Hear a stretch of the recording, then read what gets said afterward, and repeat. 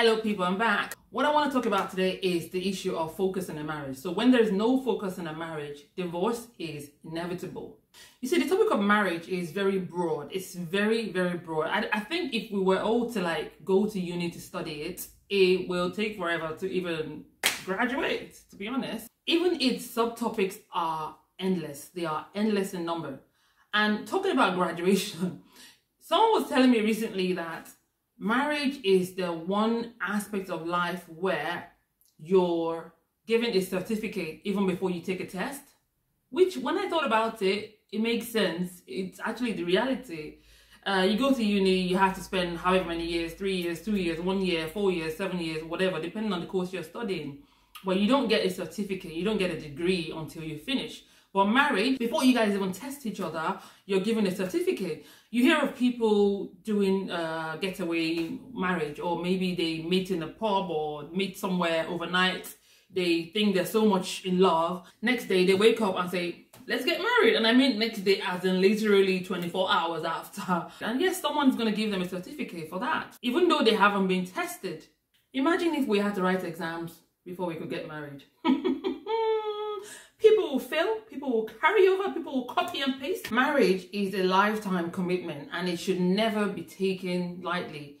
It should be approached with the utmost seriousness and sincerity as well. It should be approached with the right mindset, the right foundation. If you're dating someone and you guys are getting to that stage where you're beginning to talk about the future, I think this is the time where both of you need to get your pen and your paper and start to write things. Ask each other, what are your expectations of our marriage? On the issue of kids, how many kids do you want? On the issue of work, if I'm to be transferred to another country, how would you deal with it? Are you open to stuff like that? You talk about all of the issues. Are you Christian? Do you go to church? How do you feel about if I have to do activities in church, for instance? How do you feel about my family? How do you treat your family? How do you think we should handle finances? Some of these things might sound like I'm being over the top, but to be honest, that's what we should be doing to get the right foundation for every marriage.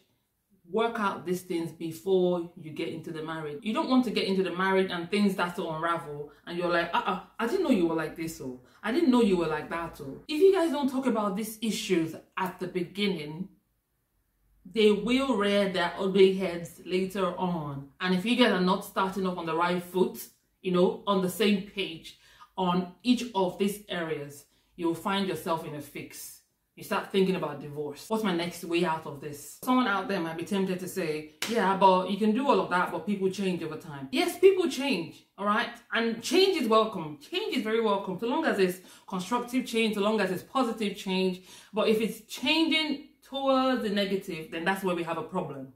At the beginning of every relationship, you guys are new to each other, you're just getting to know each other, you're doting over each other. Oh, you can't sleep at night because you're thinking of this person, you're waiting for their text, you're waiting for their good morning messages, you're waiting for that phone call, or you're calling them every now and again. But years down the line, if you guys don't deal with issues in your marriage, it's no longer us against the world. It's you against me you're going to be hearing. It's you against me because you guys didn't deal with issues when you were meant to deal with the issues. Both of your priorities in life and in that marriage have to be aligned, because as time goes on, things like experiences in life such as death of a child, God forbid, job loss, or your business crashes, or nosy family members, or even the stress of a booming business, all of these things over time tend to make us want to grow in different directions. And if they're not nipped in the bud consciously, if intentional efforts are not made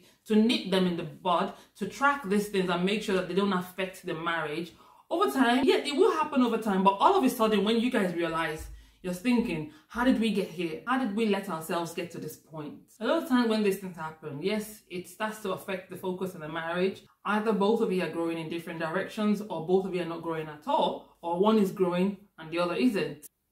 And some of the proof of growing in different directions could be that you guys can't stand each other, or you guys are arguing all the time. The slightest things spark an argument. You guys bicker over stupid things and many other reasons. So how do we refocus the marriage? Number one, be non-reactive. It's not everything that your spouse does to you that you have to react to. Yes, they do something that are quite annoying and sometimes they can twist things a little bit and you're like, I need to react to this.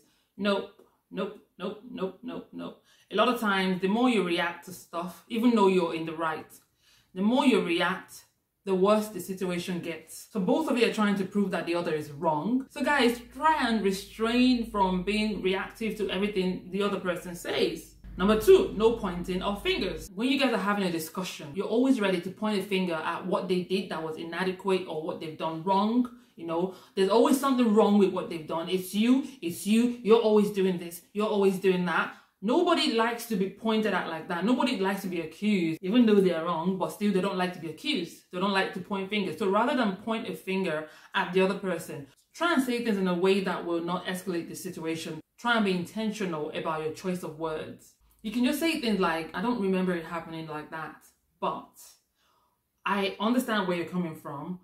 But going forward, why don't we try it this way? Why don't we do this? Why don't we do that? Why don't we just weigh things together and see what's the best option? Depending on what you're talking about, of course. But try and just be mindful of your choice of words.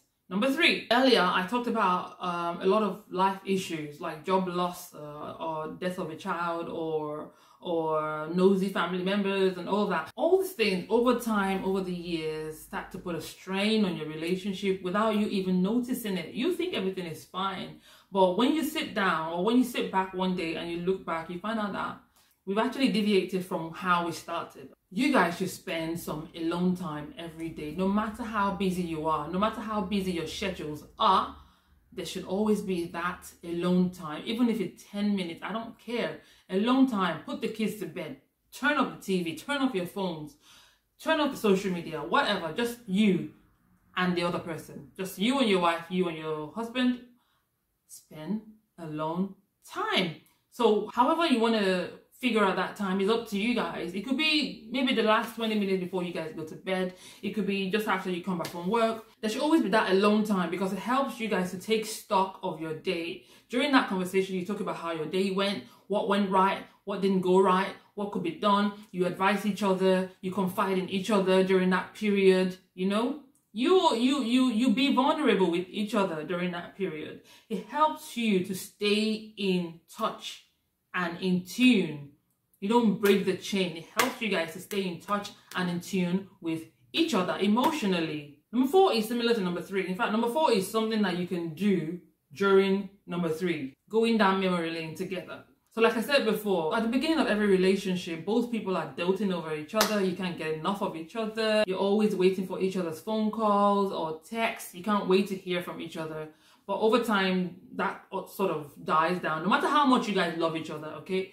These things cannot be sustained without conscious effort. So going down memory lane together helps you guys to realign again emotionally, okay? So you talk about things that you guys used to do together that used to make you enjoy each other's company. You try to reenact them again in your current day marriage, you know, just to keep the fire burning. If you make a fire with sticks, yeah, and you leave it untended, after a few hours or minutes, depending on how big the fire is, it will go out. Even a building that is burning on fire, no matter how many weeks the building burns for, it will go out at some point.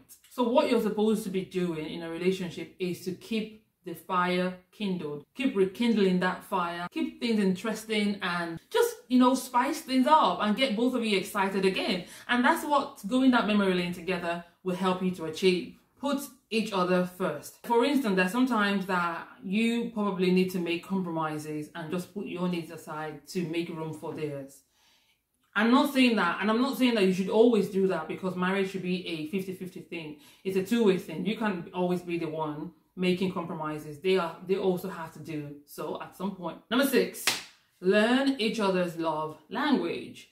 So, if you know that your spouse is the type that likes cuddles, then give them cuddles. It doesn't cost you anything. If you know that your spouse is the type that likes forehead kiss, then please plant a forehead kiss on their head every time you get a chance, okay?